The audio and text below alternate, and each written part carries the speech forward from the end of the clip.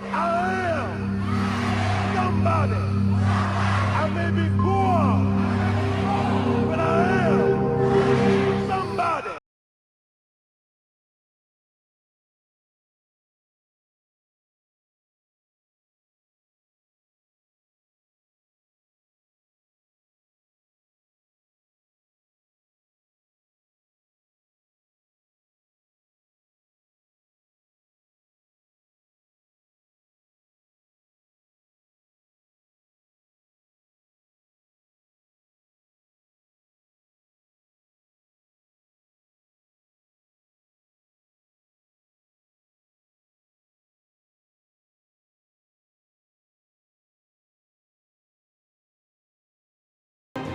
This dynamic American crisscrossed the country many times, raising consciousness, raising funds, and raising hell on behalf of the family farmer, white, black, brown, or rainbow color.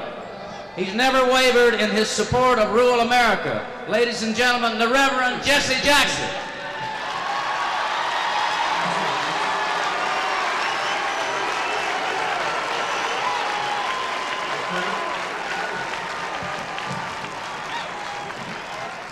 My friends, the family farm crisis is not over.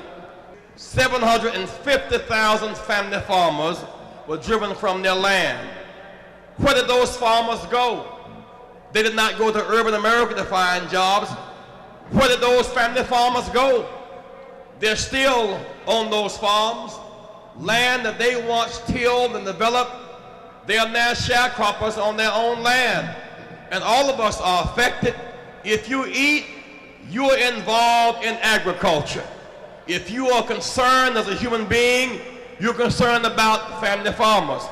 When 700,000 family farmers are driven from their land, that means those of you who make tractors cannot sell tractors. Those who make cars cannot sell cars. Those who make clothes cannot sell clothes. When those family farmers are abandoned, rural hospitals closed and rural schools closed. These family farmers, many of them by the thousands, are abandoned on these farms with no friends. I say to you, these farmers who fed America and fed the world deserve to be cared for. We must not turn our backs on the hands that fed us. We deserve the right to have a farm and a job and clean air and clean water and good dirt. We deserve the right to breathe free. Save the earth, save the children, save the farmers, save the people. Save the earth, save the farmers, save the workers, save the children. Save the earth, save the farmers, save the workers, save the children. I love you very much. Keep hope alive. Repeat these words. Keep hope alive. Keep hope alive. Keep hope. Everybody. Don't give up. Keep. For farmers. Keep.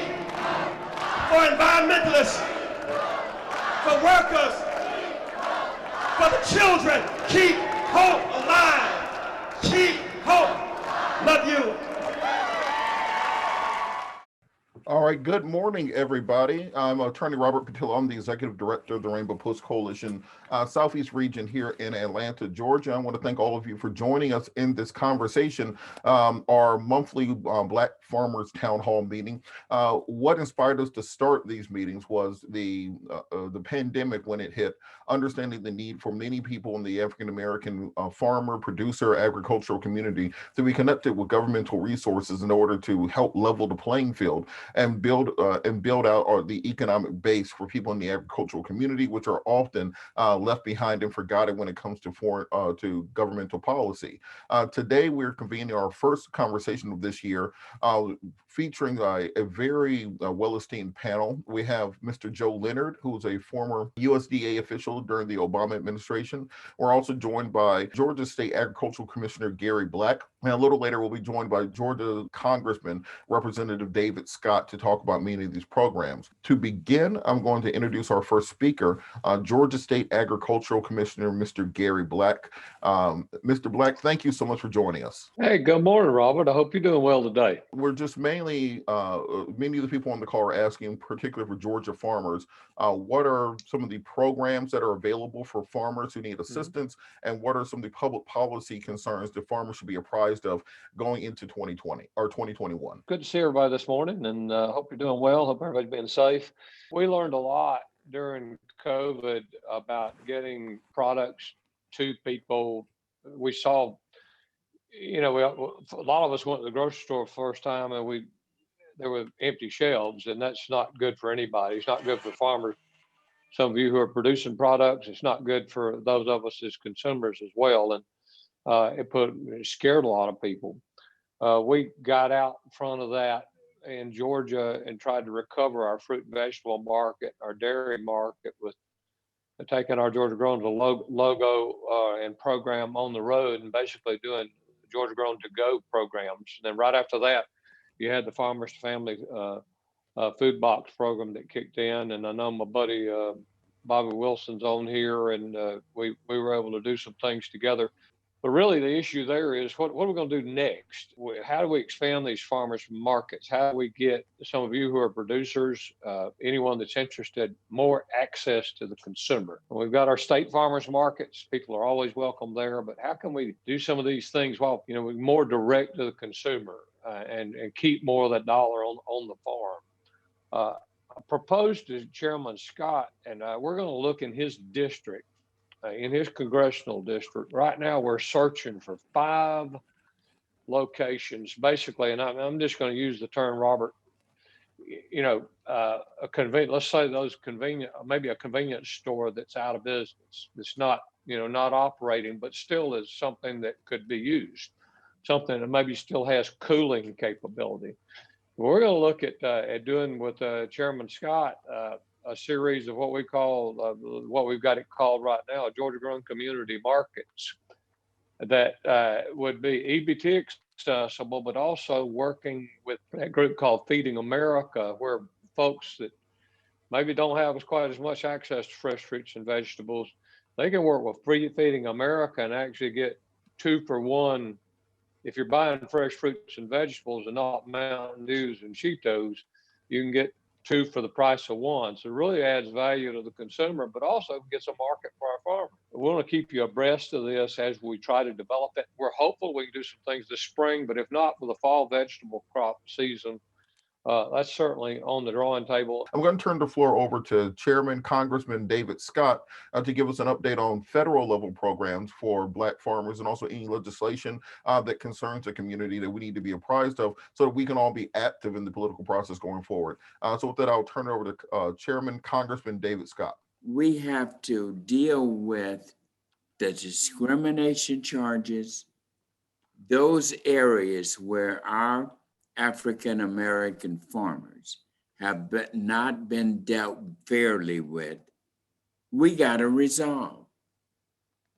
God has blessed me with becoming the first African American to chair the House Agriculture Committee. I am very proud of that, but I also know why the good Lord moved to get me here. And I say that because that's the answer.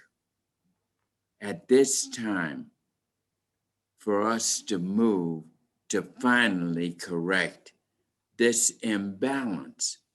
And let me tell you why, just a little history here.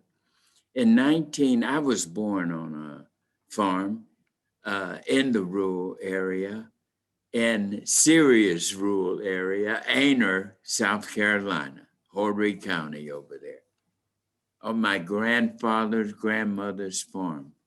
And I fed the hogs, milked the cows, cropped the tobacco, picked the cotton. and did it all that work through the years. Even if I moved north, I come back over the summer, and I understand where we are. When my grandfather started, and back in around, it was about, I think, 1939 at that year, did you all know that 18.8% of all the farms in this country were owned and operated by Black farmers? You know what that percentage is now? Less than 2%, 1.7%. So something is terribly wrong here. Nobody, no race, no people have put and earned more of the opportunity to participate in our wondrous world of agriculture, like our Black farmers. We were the pioneer farmers, did all that planting, harvesting, the whole 9 yards, the hard, tough work, for free as slaves. We must never forget that. We owe a great debt to our Black farmers to erase this discrimination. That's the first thing we're going to do. We're going to also bring back in the 1890s land grant, African American colleges and universities. I was able to secure, with the help of Democrats and Republicans, it was the most bipartisan piece of legislation in history in the Congress, when we came together and got $80 million for the land grant, African American colleges and universities, 19 of them, for scholarships for our Black young people to get into every aspect of agriculture. Agriculture is now the leading part of the economies in 45 of our 50 states. They're the biggest part of that economy. It's big business. It's all the way around. So we need to make sure we address this. That's going to be the first thing. The second thing is we're going to bring these 19 college presidents back in, and we are going to allow them to testify and share what wondrous things they're doing with the 80 million in scholarships. Get a report on that, because we need to show the committee that we must now take the next step to make that scholarship permanent. That's a building block. We got to take it building block by building block. Now, there are some other practical things that we have and are moving forward. Food security. The hunger is just so disappointing to me. And I know it is to everyone on this call. When we look at the news and we see miles and miles of lines with cars, some of them been in line since 4 o'clock in the morning to get to the food banks in order to get food, because they don't have the money to do it. And we got this pandemic. So we are going to, within, I think, when is the hunger hearing? I could tell them, but we got to know we're the Black farmers. Immediately after the Black farmers, we're bringing in a group that is known as Feeding America. That encompasses all of our community food banks. We're going to bring Kyle Wade in, who is the chief one here in Georgia to testify before the committee. Our food banks are right now struggling and they can't get the food to get to the people who are hungry and in line. And as I mentioned, we got 17 million. So we have got to increase our output into the hands of Feeding America. We also have written into this bill that the COVID-19 bill, the budget reconciliation at 1.9 trillion, and we don't need anybody to mess with that, talking about it's too much money, because we got to get money to get that food into the hands of the food bank till we can continue. We got to get money into the hands of these poor our consumer folks to keep the economy going, as I tell my Republican friends, who are always saying we got to keep the economy going. Well, they must know that the so salient way of how you keep a strong economy is you've got to keep money in the hands of those who will spend it. The consumers have got to have that money. And so we got to do all of those things together. But we don't want to move out and say much more on the Black farmers, because we got to bring the Black farmers in and listen to them. Who better to tell us what we need to do to help the Black farmers if we don't have the Black farmers at the table to tell us? Who better to tell us what we need to do with the Department of Agriculture than to have the Secretary of Agriculture at the hearing listening to the discrimination charges, and for me and the committee to make sure we put in place the appropriations for the money that's needed, particularly in terms of credit and land acquisition.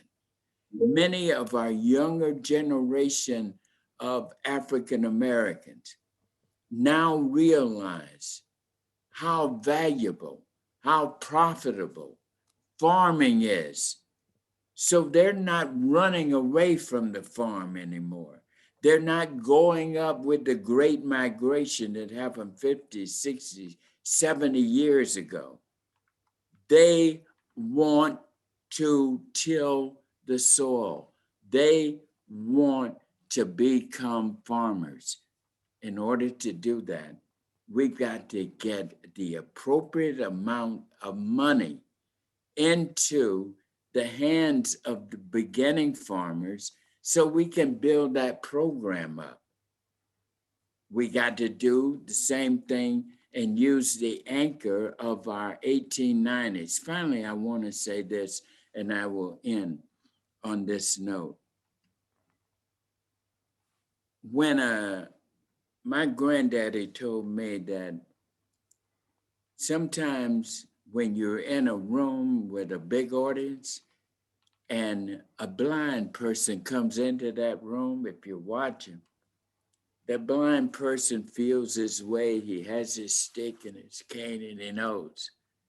Now, if you watch that blind man when he leaves, he gets out of that room so smoothly on his way back because he follows and he understands how he got to the place where he ended.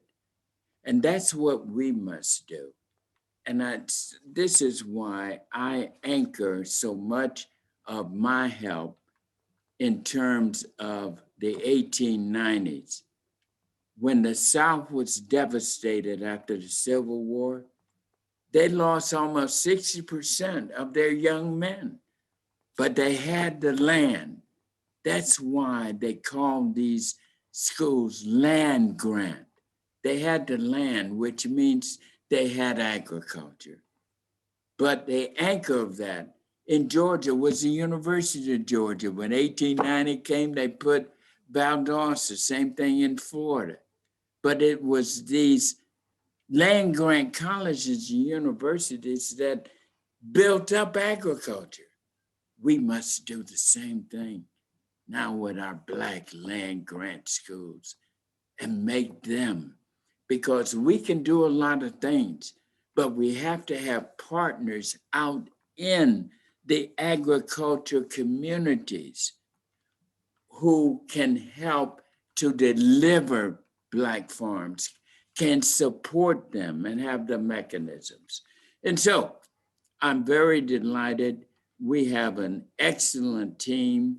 I have a fantastic staff who is dedicated to solving the discrimination, doing away with it, so that regardless of race, creed, or color, regardless of that, everybody will be able to participate in this wonderful world of agriculture.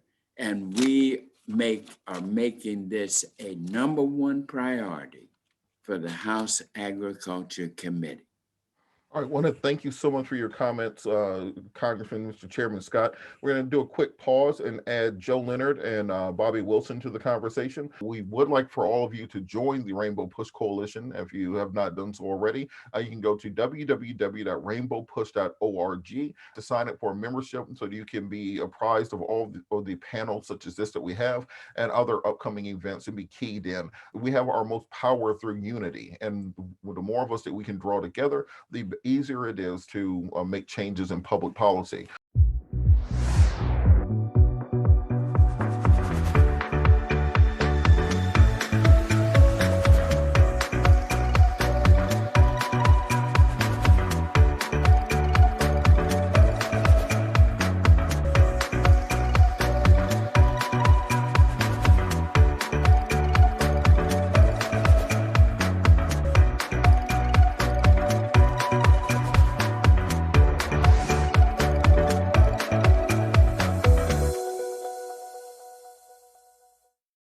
This week, in the Black-Owned Business Corner, Rainbow Push is highlighting the Black Bread Company.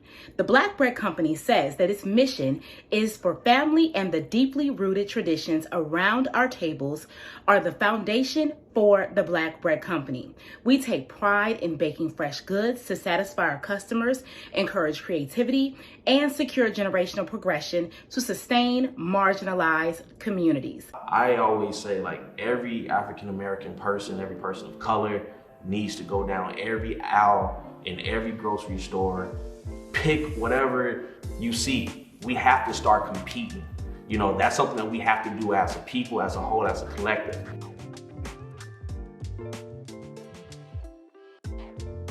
All right, welcome to a historic moment. My name is Mark Edmond. I'm Jamel Lewis. I'm Charles Alexander. And this is the Black Bread Company. I was happy to go to the grocery store. And Pushing Black-owned businesses. Right, I would happen to go in grocery stores, and I had a grocery list, and the top of the list was bread. So in my mindset this time was like, I'm supporting Black business. Like, I'm looking for everything on my grocery sheet has to be Black. And like I said, the first thing that was on the list was bread. So when I went down the bread aisle, you know, it's a million different breads. And I'm literally going down like Googling different brands, like, yo, who owns this, who owns that? And then I realized it's an entire aisle on both sides, and there's no African American owned bread.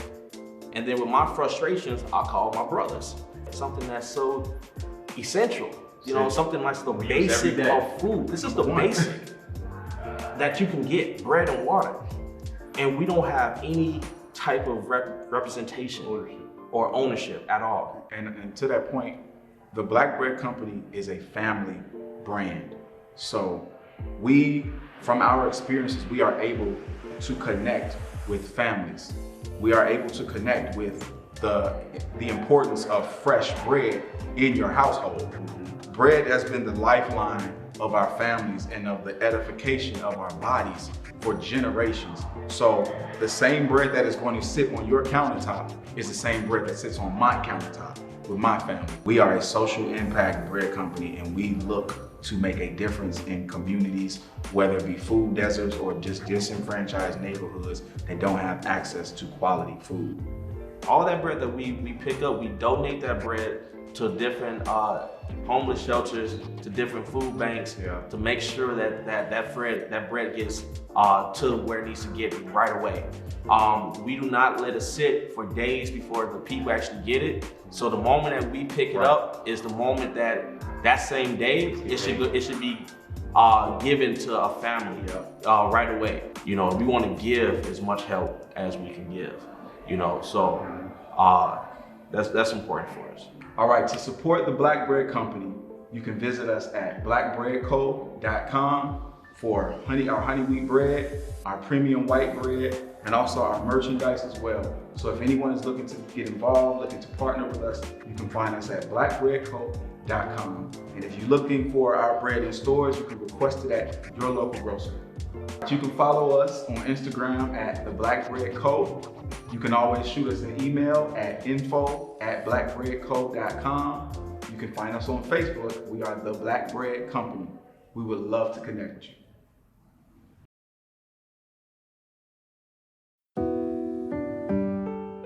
I am Leilani Jenkins, and today I will be speaking on Maggie L Walker. In 1903, Maggie L Walker founded the St. Luke Penny Savings Bank in Richmond, Virginia, making her the first African-American woman to charter a bank in the United States. She accomplished this great feat in the face of racial oppression and segregation. Walker said, "Let us put our monies together. Let us use our monies. Let us put our monies out at a surety among ourselves and reap the benefits ourselves. Let us have a bank that will take the nickels and turn them into dollars." The St. Luke Penny Savings Bank eventually consolidated with two other large banks and is still in operation today. Thank you. Greetings, friends. This is Dr. Joseph Bryant Jr., Executive Director of the Rainbow Push Coalition's Silicon Valley Bay Area.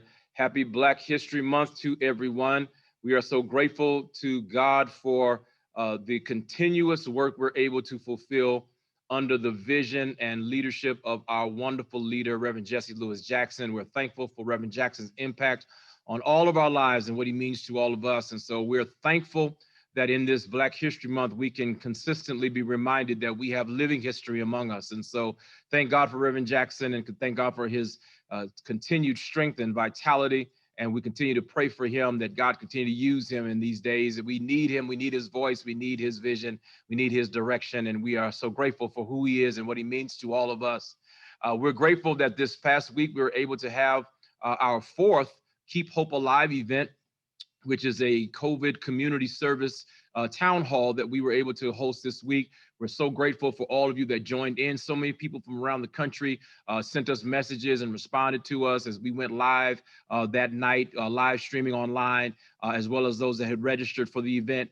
We were able to share some information about the vaccine, some information about different protocols about worship and the changes in the regulations around worship because of the Supreme Court edict that recently came down. But we were able to honor a lot of wonderful people that are on the front lines. And let me just say to all of you that have served our communities well, that are right there in the trenches, so to speak, making sure that all of us can stay safe. Those nurses and doctors and urgent care providers and healthcare providers that are in various facilities of COVID care and other types of care. Thank you for what you are doing to help all of us survive and keep hope alive. You mean so much to us.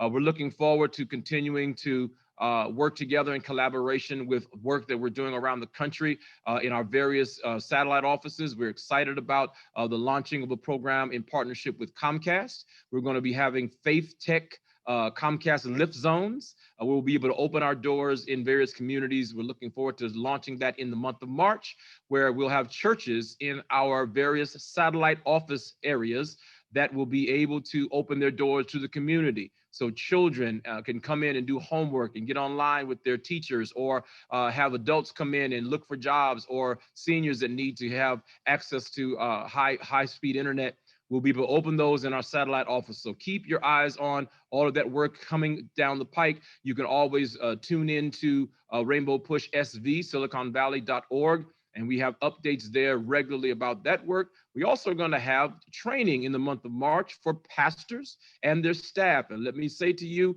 we want to make sure, and this was part of Reverend Jackson's vision years ago, 5 years ago, it last 6 years ago now, where he said, I want to take empty Sunday school classes and make sure that our churches can use technology. And so now in this advent of COVID, where we are and need to be virtual, we're helping churches to do Zoom and live stream and social media. So we invite you to join. We invite you to register for our upcoming boot camp, our Faith Tech Connected Churches boot camp that will be 4 weeks of training that you can come on board and we'll help you. We'll walk you through the process of learning how to use technology for your ministry. And in doing so, we not only have these presentations that are upcoming, but we offer support. We have our Connected Churches team members that are available to you to make sure that we can follow up with your church, help you do a overview with your entire staff, walk you through the process. We will not leave you hanging.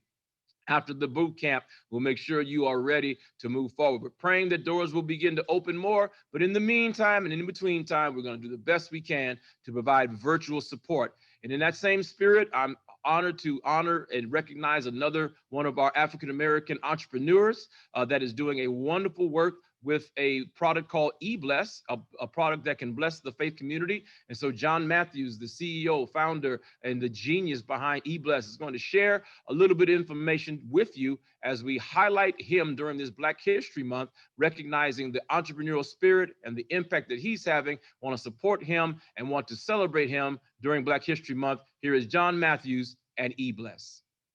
So my name is John Matthews, CEO and co-founder of Prothemos Innovation and the creator and visionary behind the eBless Giving platform. Now, before I get into that, let me share with you what drives us, what wakes us up in the morning.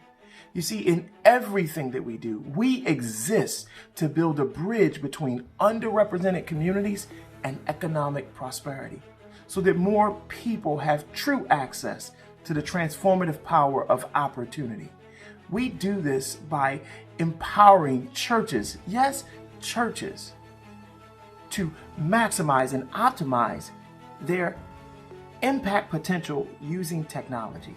Now, 2020 has had its share of difficulties, especially with COVID, and many church leaders have had to make some really tough adjustments, like how do I pay my bills without in-person gathering? What giving platform do I use? Am I paying too much in fees? If you've been using Cash App, how do you get your giving statements out to your congregation? These are things that we have to think about. And you may be asking me, how does he know all of this? Well, I've been the assistant pastor over a 200-member church for almost a decade. This is where we come in. We have developed a peer-to-peer digital payment platform to help faith leaders and their members to give. So we start by making it super easy for churches to take in donations. Using the eBless platform, there's no contracts, there's no setup fee, no monthly fee, completely free to download. Your members immediately get a receipt emailed to them when they send out their donation, and they get a confirmation email that you got their donation. Plus, your congregation, from one click of a button, can print out their end-of-year giving statements. GeoMap makes it super easy for your church to be located, or they can just type it in the search box. That's how we do it. And in a super easy one-click giving system sets them up for success. Download eBless today.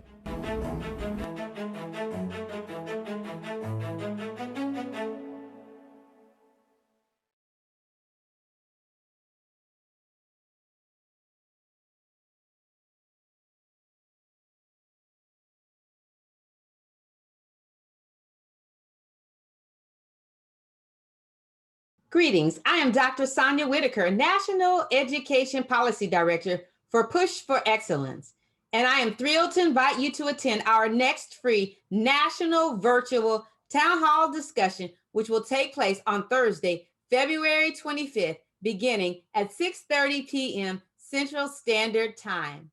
We were thrilled to launch our new series in November called Shaping America's Education Agenda. This event in our series is entitled Furthering the Legacies of Historical Black Educators. In honor of Black History Month, we will host and I will moderate a panel discussion with highly distinguished leaders in the education community in order to highlight the important contributions of historical Black educators. Trust me on this one. You don't want to miss out on this incredible event. Reserve your spot quickly by visiting pushexcel.org. Thank you so very much. I look forward to seeing you there. Good morning. We are in the midst of a major drive to get more members, more people engaged and involved in Rainbow Push, supporting the programs of Push for Excellence and the Citizenship Education Fund. If you're interested in public policy and you want to help change the policies that impact those incarcerated, change the policies that impact students attending colleges and universities. If you want to be a policymaker, then you need to join Rainbow Push and join by paying your $35 right now. Some of you watch us every week. You listen to us on the radio. You're viewing us in social media. We need you to become a member. It's only $35 a year. If you believe in the scholarships that we give to thousands of students each and every year, we've awarded more than $10 million to scholars year to date. What do you have to do to give and support Push? It's really very simple. You can go to rainbowpush.org if you're on a computer and press donate. Give any amount. Every dollar is important. You want to talk to somebody, call us at 773-256-2775. You can give right now, any denomination that you choose. You can text the word PUSH, P-U-S-H, to 41444. Text the word on your cell phone. Most of you have a cell phone. Just text PUSH, P-U-S-H, to 41444, and you can give any amount that you feel comfortable giving. Or call us 773-256-2775, or go to rainbowpush.org and just press donate. Wherever you are, you can support us as we keep pushing for you.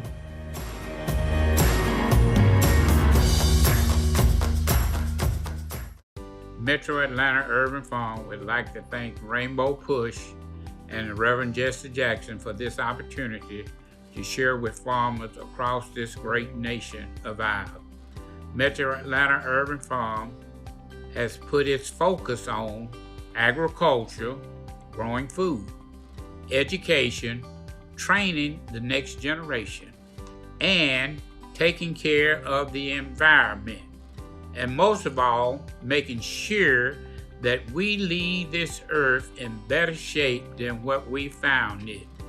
We have also put ourselves in a position that when we need to pivot, we are able to do so.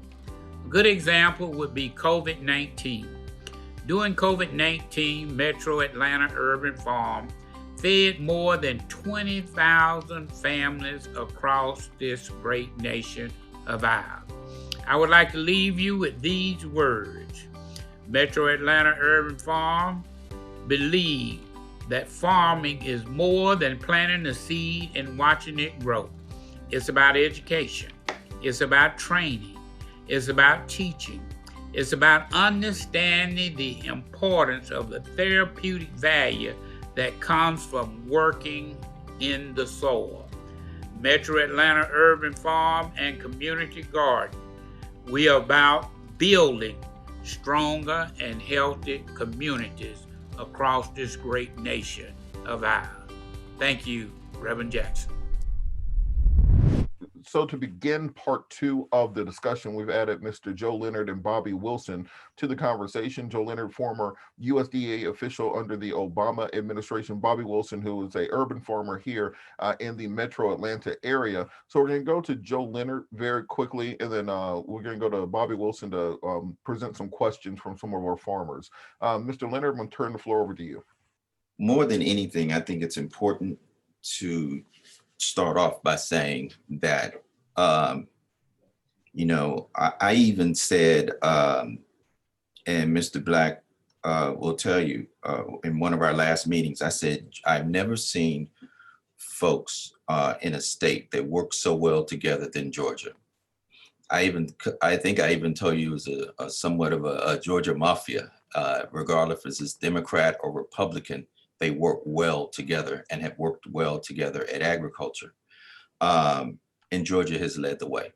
Georgia has absolutely led the way. Georgia led the way in voting. And voting is so vital. It is vital.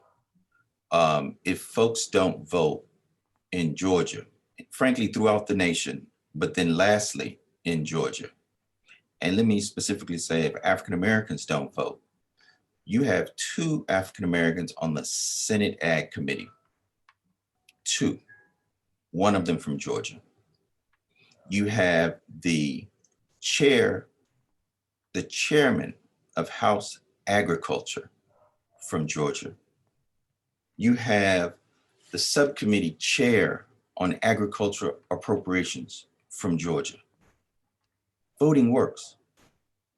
Voting works.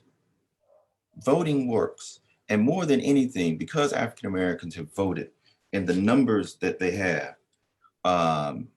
now guess what happens? Now Chairman Scott and others are going to be able to appoint the RD State Director. They're going to be able to appoint the Farm Service Agency State Director. And those are the persons that need to help those farmers directly in the state of Georgia. Georgia's RD budget is almost $1 billion. Yeah, I think it's a little over $1 billion. And that is vital to get that funding to the farmers. What I've provided is a litany. The other piece that Chairman Scott said is it's absolutely right. Black farmers need partners in the larger ag community. You need partners up and down the supply chain. They need market for their crops. You need to have people on these ag boards. The ag boards in the United States are the most segregated of any industry. The ag boards have been around since literally the 17th, 18th century. They've been around a long time. So in addition to needing USDA's assistance, in addition to having that farm service agent at the desk to review their loan form or microloan or an FSA farm ownership loan or an FSA farm operating loan, to look at it in an objective fashion. Once they receive the funds and they put that crop in the ground, they also need to receive a market to sell the crop. And that's one of the things that I heard Commissioner Black talking about, is that organizing producers to go to certain stores to be able to sell their crops on a consistent basis. They already have to go against the weather, drought, all of these other things. You must have that consistent supply chain. You can put the best laws in effect in Washington, D.C., but they've got to work in these rural counties. And that's where the USDA workers must serve all the populations in the same way. I want to thank you so much, Joe, for that information and that update. I want to turn it over to Bobby Wilson. Bobby Wilson's with the Atlanta Urban Farmers. He can give us a ground level view of some of the issues particularly affecting farmers in the South, and also to interface with our public policy experts on some of the needs of Black farmers, particularly in this region. So I'll turn it over to Mr. Bobby Wilson. I think we need to make sure that the laws that we develop, that the laws must work for all people the same way. And the same thing I say about programs. Programs must work the same for me as they do for other people. And I'm gonna echo some of the other things that have been said, but before I do that, we have the opportunity to put together some training programs that can have a tremendous impact upon new and beginning farmers. I was on the ground for the Federation of Southern Co-ops up in Cleveland, Ohio, on behalf of Congressman Marcia Fudge with the High Tone Initiative program. We put on the ground more than 150 high tones over a period of time so that urban agriculture could get up off the ground, that they could do some things with those vacant lots and put them into production and using agriculture as a tool to do so. We do need access to markets. And I think what Commissioner Back has shared with us is an excellent idea, but I also have some other ideas in terms of making sure that farmers and urban farmers are able to get their produce to market. We need to assure that minority farmers have input into the farm bill. So in the past, the thing that I understood the most, that if we're going to do something, it's got to get into the farm bill. So we need to make sure that the average farmer is part of the listening sessions that take place before the farm bill is put up for a vote. Minority representation at the state level is so important for USDA. And the minority people that we put in place, we need to make sure that they have some power. We know that most of us are oftentimes put in place, but we don't have the power to make no decision. We need an increased representation for minorities in these rural offices across the state. Mr. Bobby Wilson brought up an excellent point. And my staff has informed me that just in our last farm bill, we created an urban agriculture program that is specifically designed to help groups like Mr. Bobby Wilson was talking about, to train more urban farmers. If we want urban farmers, we got to help them to do that. The other point is that what I'm advocating is up and down the food chain, the processors, from the time the farmers produce a product, but they can't stay in business if folks out there not buying that Black farmer's product.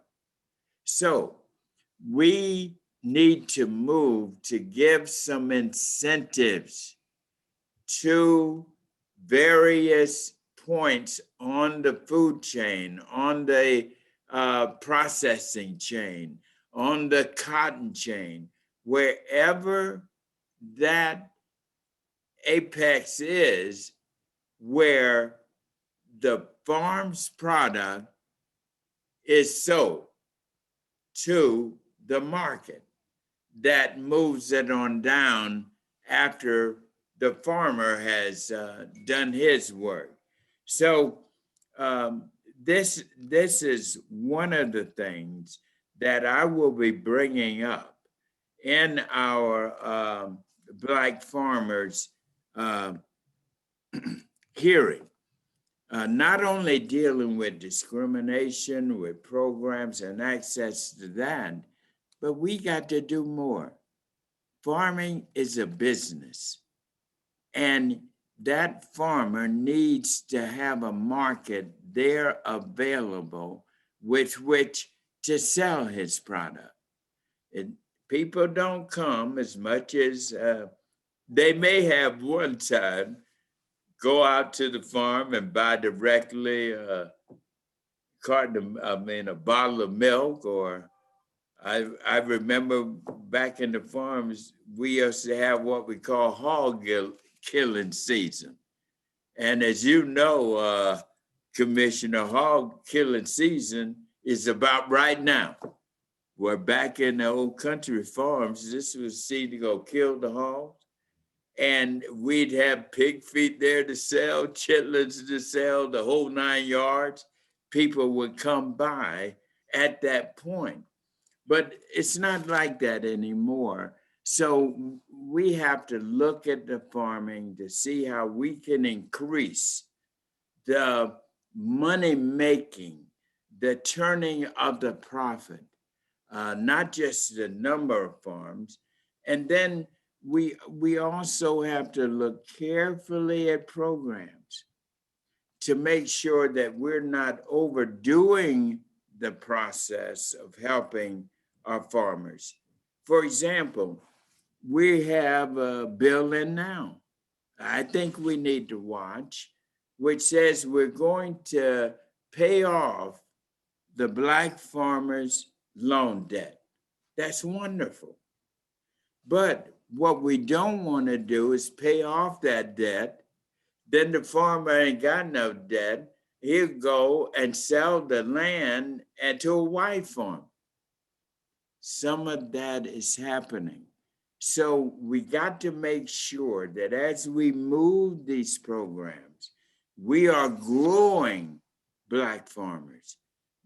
Why did they go in debt? Why couldn't they pay their loan back? They couldn't do it because the marketplace wasn't buying his product. So doesn't it make more sense to look into the marketplace, see where that Black farmer is not getting the proper kind of relationships, the proper kinds of contacts that all the other farmers are getting, where they're making money? It's not just Black farmers that take loans. White farmers take loans, but they're able to pay their loan. They pay their bills. They make a profit. The Black farmer is in debt because he does not have the same level of access to make money to do that. When I was, one of the big things on our farm was tobacco.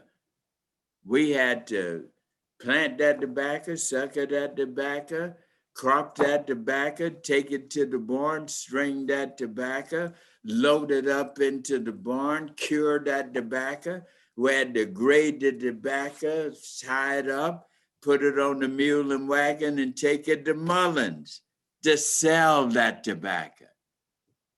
That is where we need to provide some intersection for our Black farmers at the marketplace to make sure he has the same access to selling his tomatoes, to selling his cotton, to selling his tobacco, his dairy, whatever it is he's producing.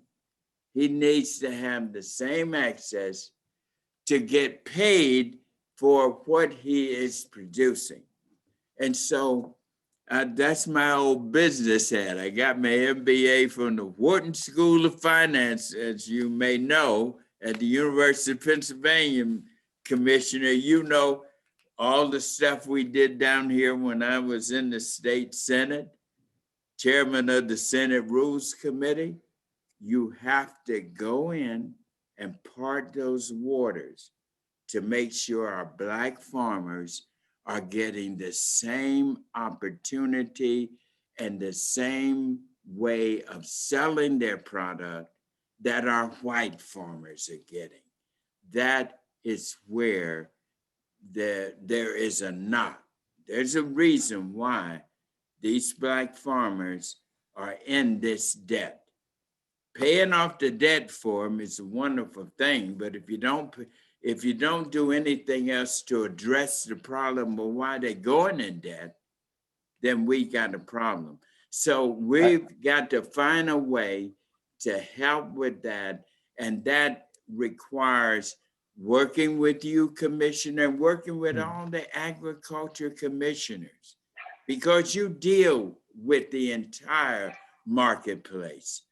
And if you come to us and say, Mr. Chairman, if we put a little incentive in here, if we put a little tax break in here, if we say now to help our Black farmers increase their product flow into the marketplace, which in turn increases the flow of money back to the farmer, then I will do that.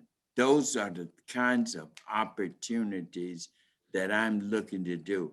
And when we understand that at the bottom line, it's the ability of our Black farmers to make money, turn a profit. That's the answer to the Black farmers' immediate problem. I want to thank all of our guests for logging and spending a little bit of time this afternoon with us. We encourage all of you to join the Rainbow Push Coalition. You can do so at rainbowpush.org. There are not that many organizations bringing together state, federal, and even local officials to discuss issues specifically impacting Black farmers and urban farmers also. I thank all of you for joining us. And in the words of Reverend Jackson, thank you so much and keep hope alive. The dreams of African Americans are unfolding in remarkable ways in the 21st century. This is a generation that has come up recognizing that the country is broken.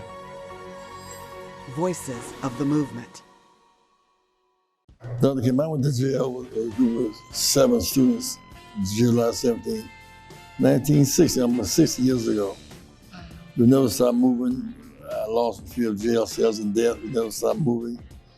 I thought it was time to write some of it down so the older generation can learn how we did and what we did and how global it was. Whether speaking about Mandela in South Africa, India, Qatar, Gandhi in India, here at home. This book tells the story, so please get it and give it to your friends. Read it, let's argue about it, let's discuss it. Yep, so the book is Keeping Hope Alive, Sermons and Speeches of Reverend Jesse Jackson Sr. It's quite a good collection. You know, we've got sermons and speeches from around the globe because you have made such a global impact, not just here in the US, but around the world. Thank you for tuning in to our International Saturday morning broadcast. We need your support. Here are ways to give to Rainbow Push Coalition. Text PUSH, P-U-S-H, to 41444 to support the work of Reverend Jesse Jackson Sr. and Rainbow Push Coalition. When you shop, Amazon gives. Visit Amazon Smile and select Push for Excellence as your charitable organization by starting your shopping at smile.amazon.com. Get involved with the movement.